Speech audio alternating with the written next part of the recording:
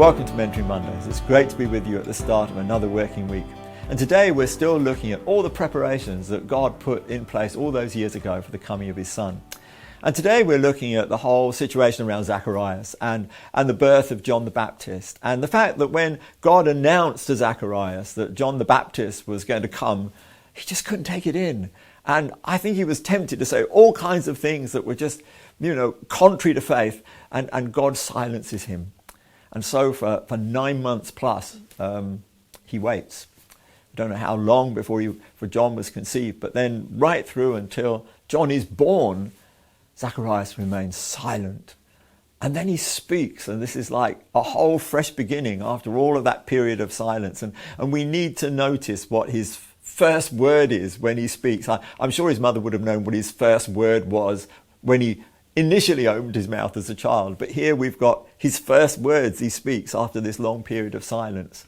And I think, whilst Elizabeth was growing the baby, I think Zacharias was growing the prophecy. And there was so much that was going on in his heart that when John was born and he was given the opportunity to speak, that suddenly so much had been poured out through him. It was like birthing a prophecy, and it all begins with him praising God. After all the doubts and everything else, there's just this burst of praise. And then the most amazing prophecy. It's just as if for 9+ months he's been contemplating all that God says about the preparation and the one who's going to come. He draws on Old Testament scriptures and he comes out with this amazing, amazing prophecy.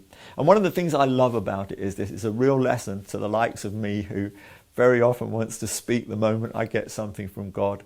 It's like God saying, just hang on in there, because that which I'm putting in your heart can mature, it can grow, it can be added to, it can become an absolute tidal wave of praise, it can become a word that goes beyond anything that you imagine because you've waited on the word.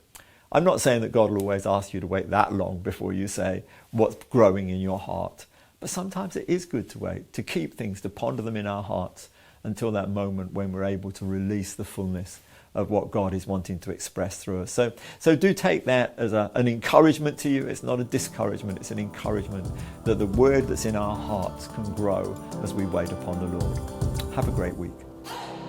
Thanks for watching. If you've been watching on Facebook, hit the like button. If you've been watching on YouTube, subscribe to the channel. Thanks.